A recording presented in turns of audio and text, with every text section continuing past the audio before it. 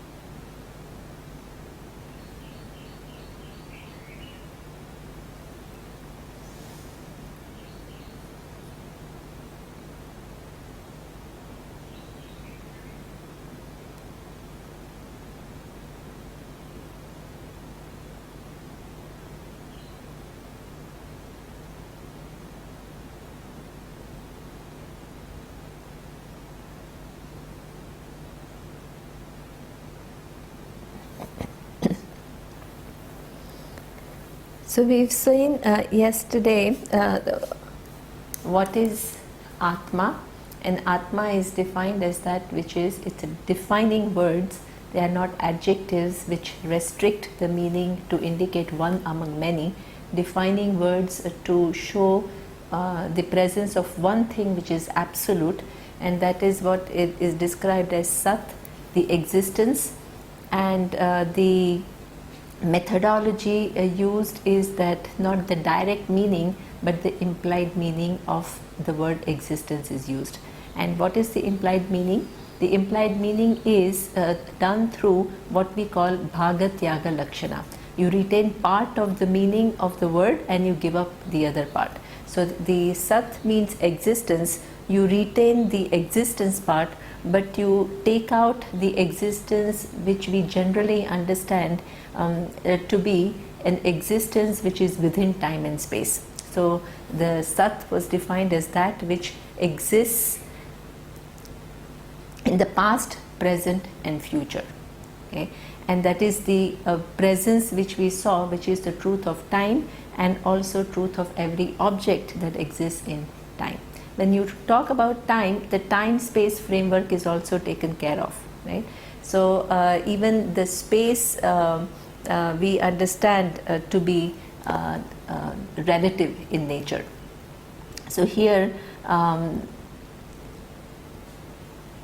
the space generally we understand with reference to, the easy way to understand the space is with reference to what we call the distance. The two objects exist within the space and then you calculate the distance in terms of measurement.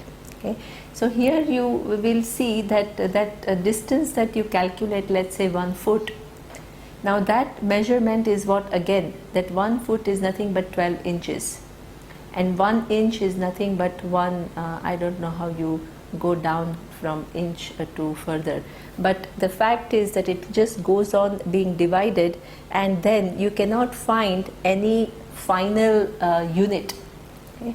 So again, it is basically the same thing, that the distance goes on being divided, you can't find any finality, that entire measurement starting from the minutest measure to the bigger measure is all within one existence. So existence is something which is because of the presence of which the concept of space is, and not that it exists in space.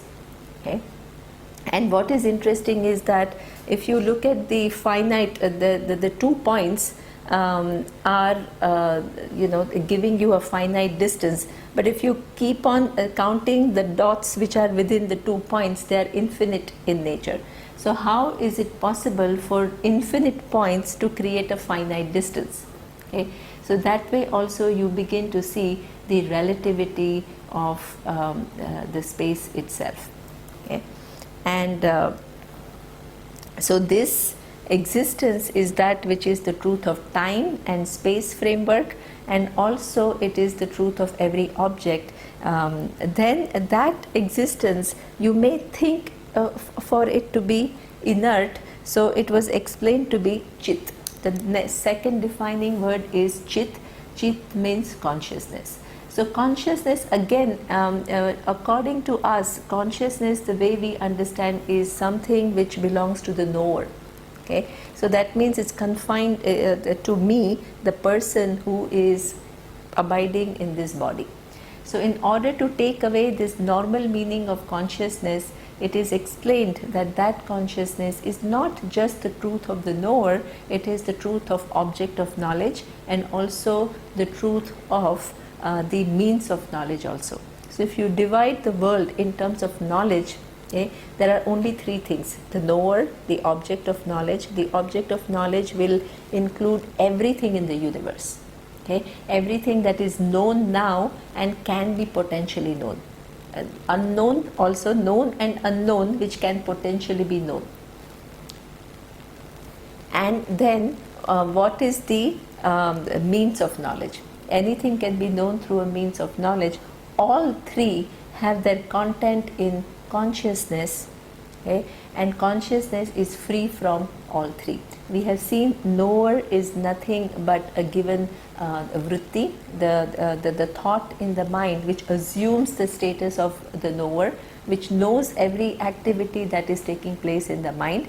So the consciousness is the truth of that thought which is assuming the status of knower, which knows things which are going on in the mind as well as outside. Then object of knowledge, how do you appreciate consciousness as being the truth of every object of knowledge? In case of sentient beings, it's easy to understand because you can, just as you do with reference to your knower, you can arrive at the truth of the knower of everything else which is a conscious being, and you can say consciousness is the truth. Okay? But when it comes to inert objects, then it is difficult to understand that consciousness is the truth of the inert object. So this is where, after reducing the form and understanding that it is form within forms within forms, we talk about an intervening entity, which is what we call all knowledge, which makes all these forms be arranged in a way that a complex creation can emerge. Okay? And the content of that all knowledge is what we say is consciousness. So consciousness is equally present here on this table as well as in this body. It is present everywhere. Okay? And what then accounts for difference between living, the sentient and insentient being, is the presence and or absence of what we have seen before, subtle body. Okay. What is a subtle body? It is the five elements, when they come together, which are not grossified, they create what we call the organs of action, sense organs, mind, buddhi. So when Sukshma Sharira is absent, then it seems like an inert thing, but consciousness is present everywhere. Okay. Now this consciousness is defining Atma just as Sat is defining Atma.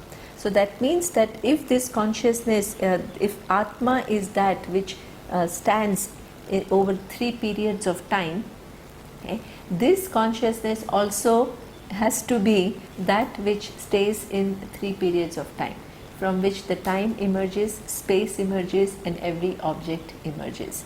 Okay, the knower, object of knowledge, and then what we call means of knowledge. Means of knowledge means every knowledge takes place. In order for any knowledge to take place, you need the mind.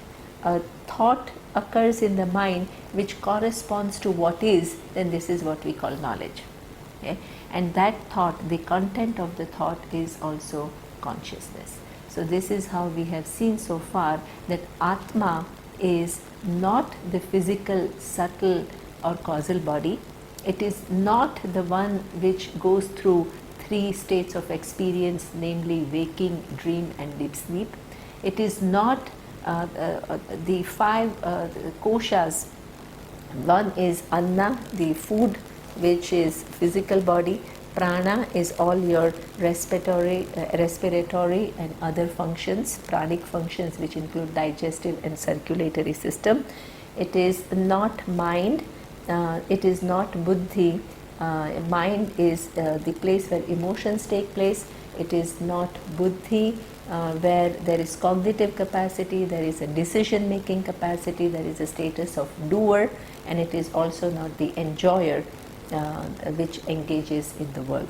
So it is not that, but it is satyam and jnanam. Okay. Now the third defining word we have to see, and that is what we call anandaha. So it says anandaha kaha. So it says sukha swarupaha. It is in the form of fullness. So here one thing is very important in the tradition. This ananda is to be understood as anantam. Okay? The real meaning of this word is anantam. Anantam means limitless. If everything is limited in time and space, that which is the truth of time and space, and every object within time and space is limitless in terms of time. Okay? Because it is not subject to time. Because of its presence, the concept of time comes. Because there is an existence, the concept of space comes. Because there is existence, everything emerges within this time and space framework. Okay? So that is what we mean by limitless. Now, one thing which is very important, when we say limitless, then you cannot understand that existence and consciousness is one thing, okay? And from that comes time, space, and all the objects. Okay? So that means that existence and consciousness is one thing, and time, space, and objects are independent realities, okay, which are enjoying the same order as consciousness. If that was the case, consciousness would be very small. Okay? Because if time and space is distinct from consciousness, and if every object is distinct from consciousness, even though consciousness is distinct from all of that, okay, it still would be one of the objects. Okay? So therefore you cannot construe consciousness as something which enjoys the same order of reality. And this is why if it was limitless, any limitless cannot be two. If there are two things enjoying the same order of reality, then one thing will limit the other if one is totally distinct from the other. Even though one thing is very small and the other thing is very big, the very tiniest thing, if it is separate from the limitless, from that big thing, that big thing will not be limitless. So that means that if this existence and consciousness were to be limitless, okay, there is no second thing. But if there is no second thing, you can ask the question, how come I see this whole universe? Okay? Not only I see the universe, but I mistake I to be all these different things in the universe. So how can you then say that there is no second thing? Okay? So that second thing is not there. We maintain that because the relationship between consciousness and time, space, and object is that of Satyam and Mithya. Let us define what is Satyam and what is Mithya. Satyam is defined as that which has an independent existence, okay? Something which does not depend upon something else for its existence. And Mithya is that which depends upon something else for its existence. Because it depends upon something else for its existence, you can't say it is really there, because without that thing on which it depends, it doesn't exist at all. Okay? Nor you can dismiss it as non-existent, because empirically it is true. Okay? So neither you can dismiss it as something which is an illusion or some false or some kind of a, which is what is understood by many people, that Mithya means is some kind of a magic. We are not talking about magic, it's empirically true. Okay, but it cannot be given an absolute reality. So it has that in between existence. So let us see a little bit more into how can we appreciate the existence of mithya. Okay, so here this is a cup, which is a huge big cup which holds a lot of water. Okay, now this if I ask somebody what is this, they would say it's a mug or a cup. Okay, now if I say that it is stainless steel, then who is more right? The steel and cup are not synonyms. Because they are not synonyms, one has to be more right than the other. So who is more right? It seems that the cup seems to be really right because you have something which is very tangible. But if you conclude that the cup is more right, then if I say that let me take away the steel, if cup is more right, let me take away the steel and you show me where is the cup.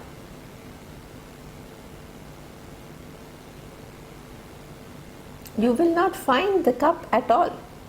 So the steel is not on the cup, it is not below the cup, it's not on the side of the cup.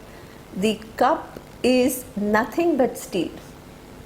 Okay, the mithya is very important. It is that the satyam, which is the upon which the mithya depends. It is very much present where mithya is. It is not somewhere else. Wherever there is mithya, there is the satyam as is adhisthana. Adhisthana as upon which that very mithya, that form depends. Okay. So therefore, now in my understanding, this cup becomes mithya. I am not saying it is not there. It is there. It is a steel with a given form and which has a specific name, because when steel is this, I don't call it a cup. I call it something else. I call it how do you call the lid. Okay. So I call it a lid. So that means there is a form, and for that given form there is a specific name. You distinguish the lid from the cup. Okay? And each one has a very distinct function. What the cup can do, hold so much water, the lid cannot do. Okay? So that means every object has the name, the form, and also the function. So mithya is that which is very useful, because you need it's not that it is mithya so it is false and it has to be all negated. Okay? But in terms of reality, I cannot call it absolutely real. Okay? Now, so therefore the cup is mithya and steel is satyam. But now the steel itself, if you look into it, is it satyam really? Is it really independently existing? No. Okay. So that steel itself then depends upon the atoms, then atoms are dependent upon particles, and then we don't know what exactly is the final substance. So therefore, and then everywhere where there is steel, there is atoms. Where there are atoms, there are particles. It's not that they are somewhere else. Okay.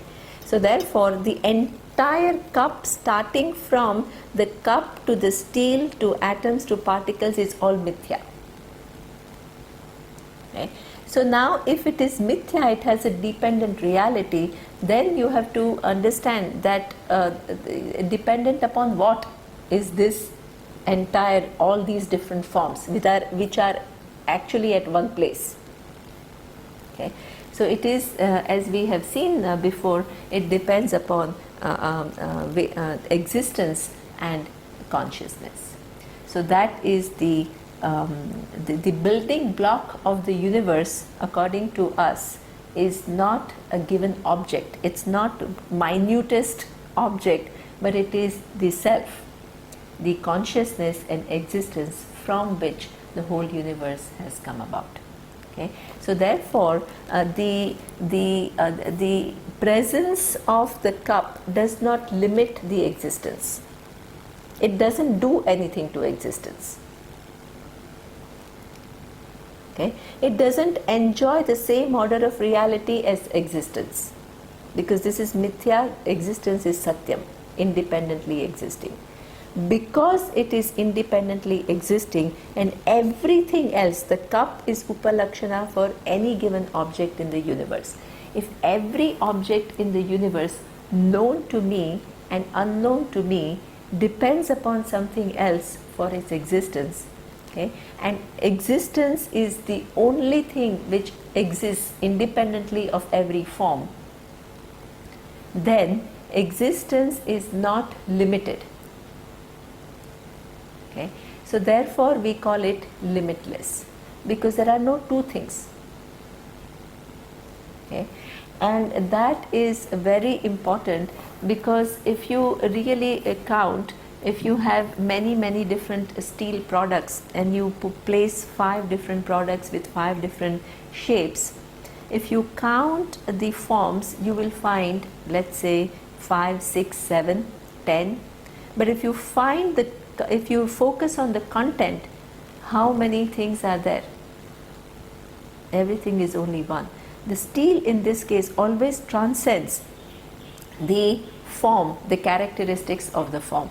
A big cup or a small cup does not do anything to the steel at all. Okay, the smallness doesn't belong to the steel, the smallness belongs to the cup. The shape does not belong to steel, the shape belongs to a form.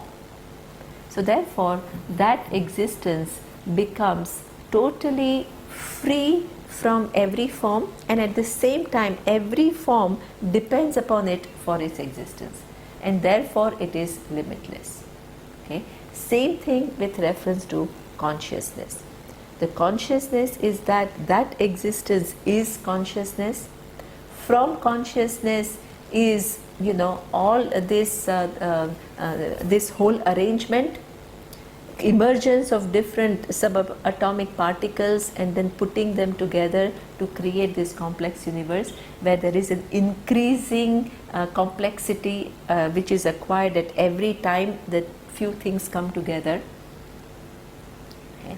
So that is something, again, that existence and consciousness are the building block upon which every form exists. No form can limit that existence and consciousness. So therefore it is anantam, because that is satyam, everything else is mithya.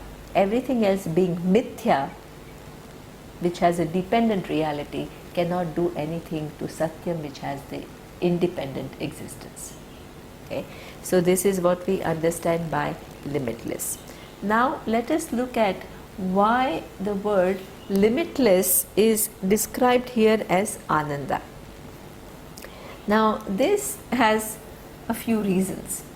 Okay, because unfortunately when people don't understand what Ananda is, they construe this knowledge or that existence and consciousness to have some inherent quality of bliss. Okay, Ananda in dictionary sense, it means certain happiness. Okay, and we have seen before in Anandamaya Kosha 3 different types of happiness were mentioned: Priya, Moda and Pramoda. Okay, different degrees. Now here, because it is, that was said not to be I, and here I is Ananda Swarupa, then people construe some different degree of happiness and they call it bliss, which does not fall in any of the first 3 categories. Okay, but that is a very big mistake, because any happiness, whether you call it bliss or you call it Priya or Moda or Pramoda, it is all happening as a result of a given antakarana vritti, a given thought. The happiness which was not there before came into being. If it was not there before, how long before? It was not there for billions of years, and it has arose now, so-called bliss. Okay. and being an experience which is experience in the mind, it will also go away.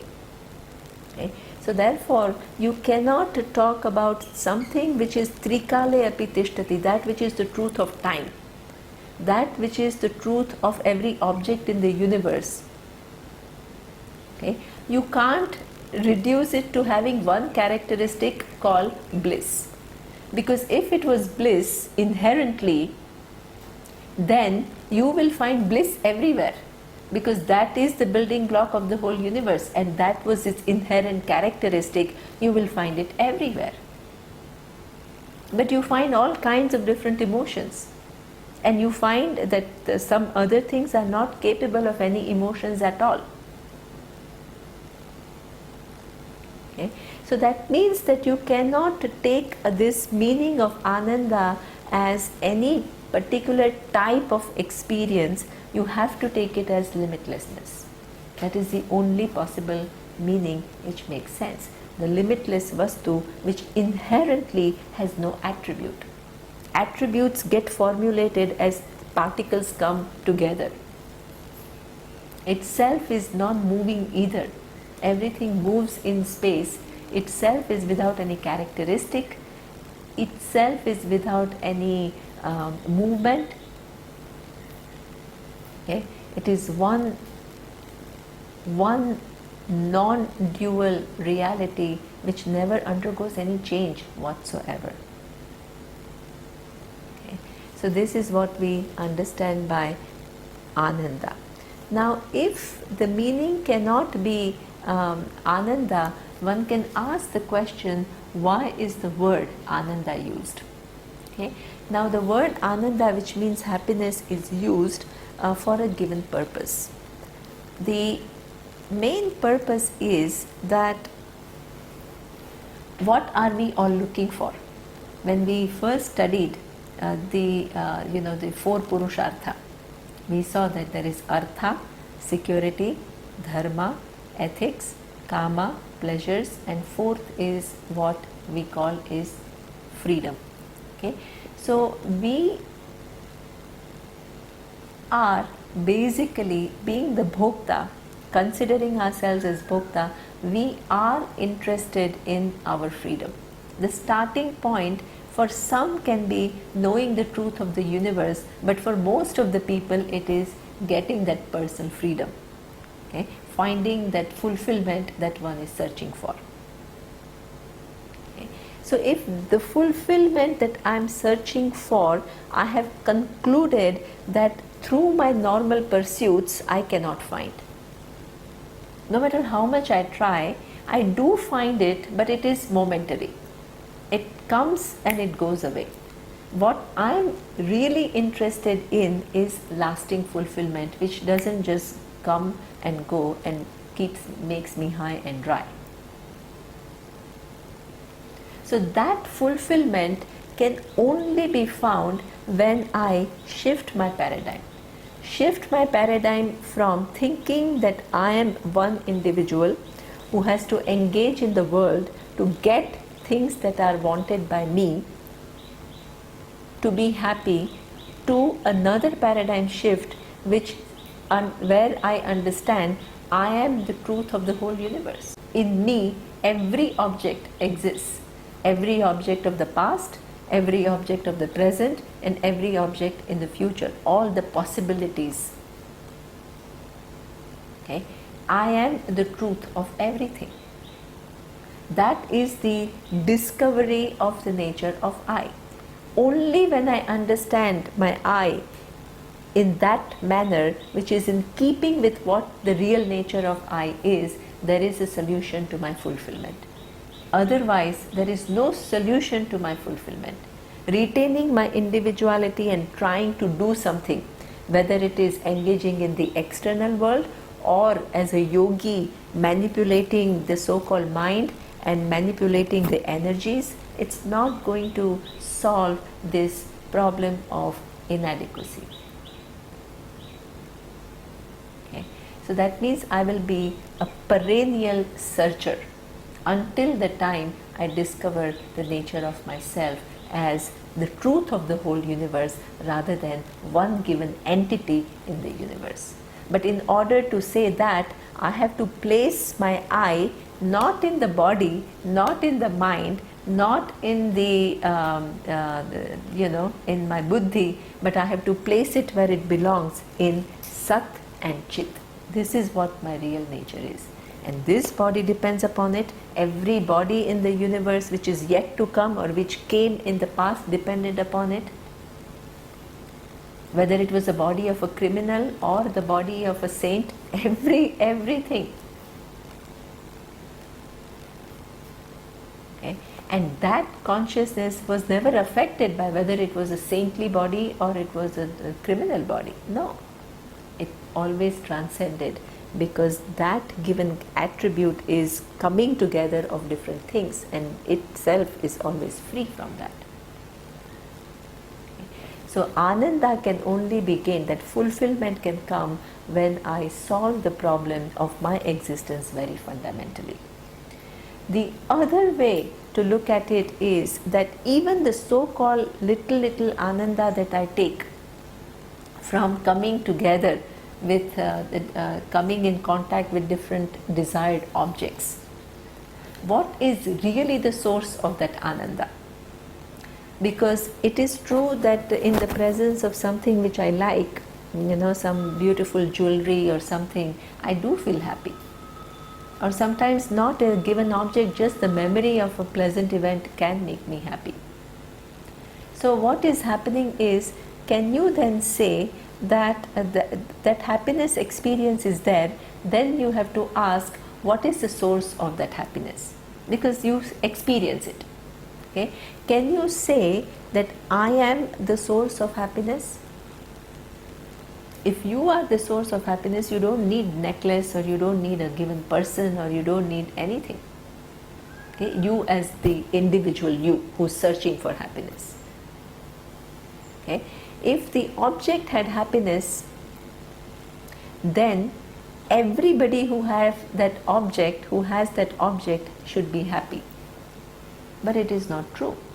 Somebody, some ice cream that you like, somebody cannot stand it, or somebody is allergic to it. So therefore, that if the object had happiness, it should produce the same amount of happiness to everyone. But that is not true. It can please you, and it can displease other, or the other person can be neutral. So it's all varying. So you cannot say the happiness belongs to the object either. So if the source of happiness is not you, and it is not a given object, then you can ask the question, but then how do I experience the object? How do I experience the happiness when there is an object which I desire? Or when some conducive frame of mind takes place due to my thinking of something. Okay? Or even thoughtlessness. Sometimes you strive very hard to get into a so-called very quiet mode of mind which gives you happiness.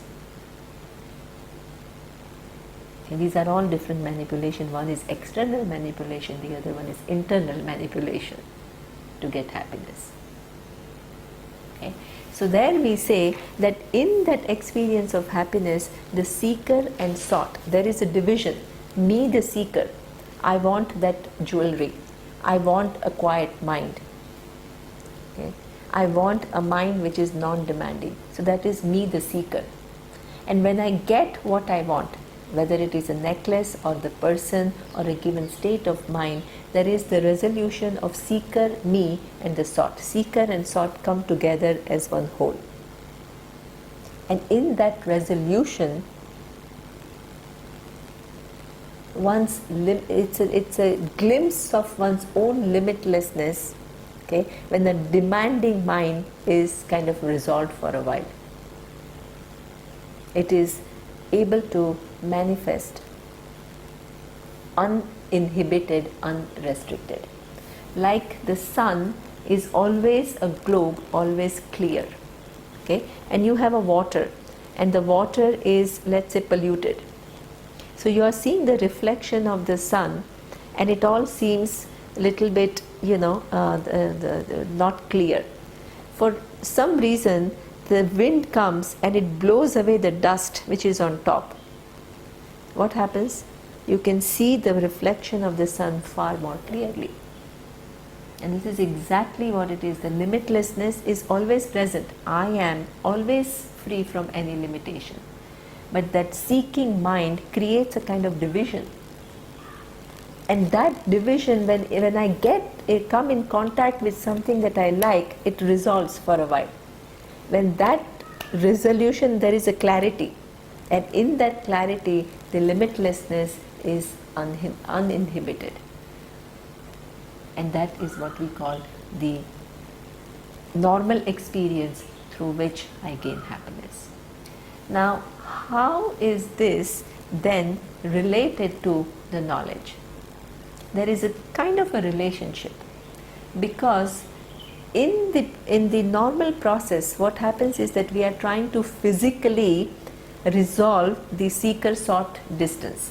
Once I have resolved with reference to one given object, another desire comes. Again I become a seeker. Then again that chase starts. Then when that I get, something else comes. So that means that we have only very few glimpses of happiness which we then try to prolong or intensify. But if the knowledge takes place, the seeker and sought distinction is resolved permanently. Because the seeker, me, the individual, depends upon existence and consciousness for his existence. Anything which is sought by me, any given object, whether it is a person or my own internal state, or it is a given object, it is all dependent upon that existence and consciousness. So that means that there is no, I understand that there is no real division between seeker and sought. In me, I am that which is the truth of seeker and sought both. In me, as though there is a seeker, in me as though there is a sought, and there is an interaction which is taking place, okay, but both are totally dependent upon me for its existence. In order to understand that fact, the example of a dream is very, very useful. Okay? We all dream every night, where we create the whole universe, as we have seen from the memories that we have accumulated during waking state. And we create the mountain, we create the river, we create the sun, moon, we create the characters. Okay? And all this is created. Has one undergone any change? Has one built all these mountains and rivers or anything like that?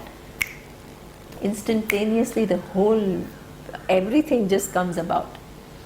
And all the interactions are taking place.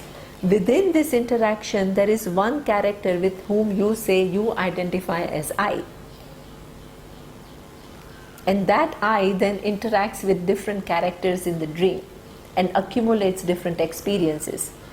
Sometimes it are very happy experiences.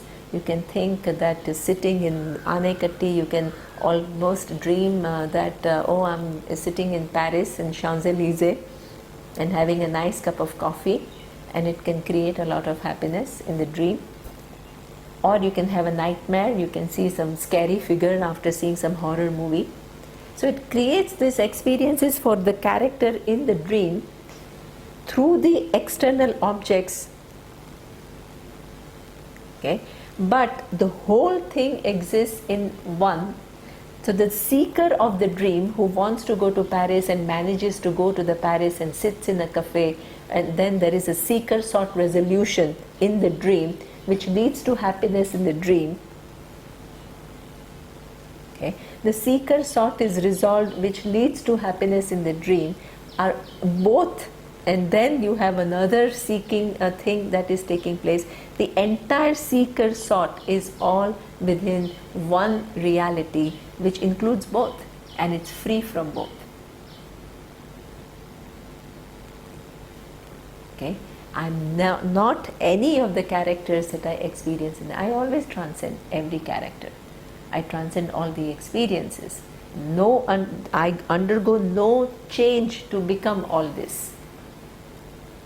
Okay? So that means when the knowledge of the reality takes place, the seeker sought resolves permanently. Not that they disappear.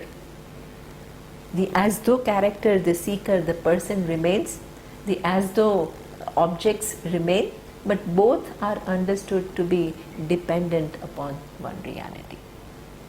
Okay, so this is and this is that is the final culmination of any ananda which is possible, because the ananda requires the physical resolution of seeker sought. Here it is solved, that problem is solved permanently through knowledge.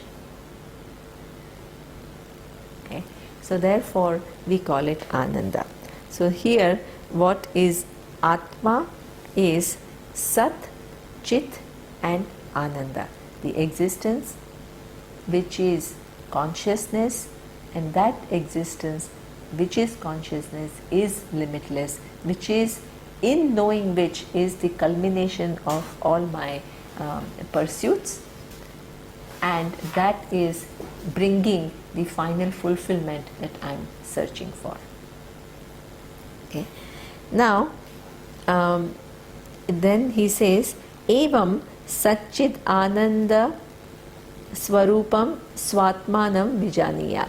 Through using this body of knowledge, which is Vedanta, as we have seen that the I which is you can never objectify the existence. Okay? Many people ask, one is a very interesting question, that they say that okay, this cup is mithya and steel is the satyam, relative satyam, and I can see the steel. Then if existence is the truth of this, why can I not see the existence?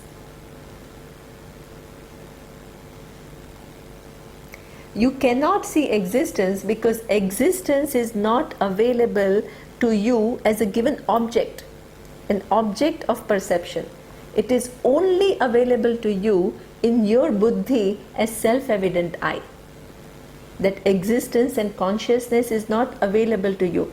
But through inquiry, you have to release that existence and consciousness which is available to you as self-evident I from its limitation. And you have to understand it to be everywhere. But it's not available as an object to be objectified.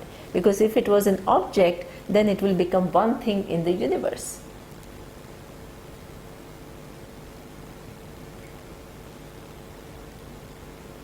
Okay. Even consciousness is never available for you to be known as an object. You can never objectify consciousness. You infer people are conscious because you are able to move and others also move. So you infer that just as there is consciousness in me, there is consciousness in somebody else. But you don't objectify consciousness. Even though consciousness is truth of this, you don't see consciousness. It's only available in your buddhi as the self-evident consciousness. And you have to free it from its own limitation and understand it to be the truth of everything. Through inquiry. And that inquiry is what we call Vedanta. It's an inquiry into the nature of I. And because it is I, it can never be objectified. Your normal means of knowledge, which is perception and inference, will not work.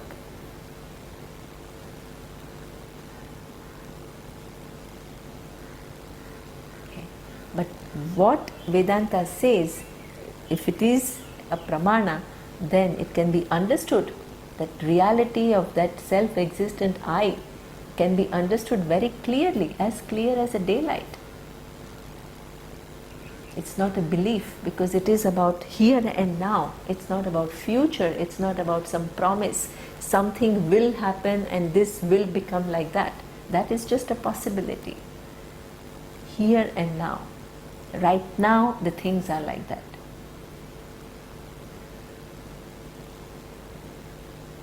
Okay.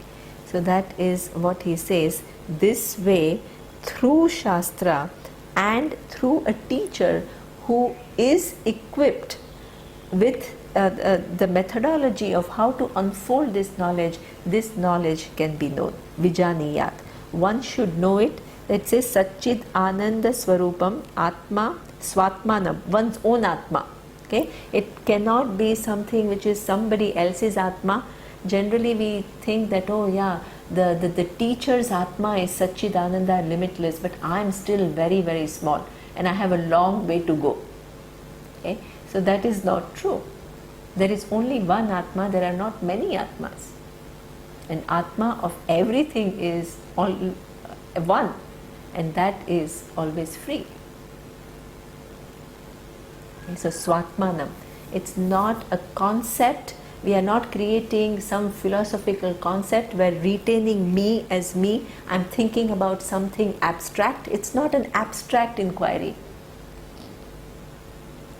Any inquiry about the nature of I am present.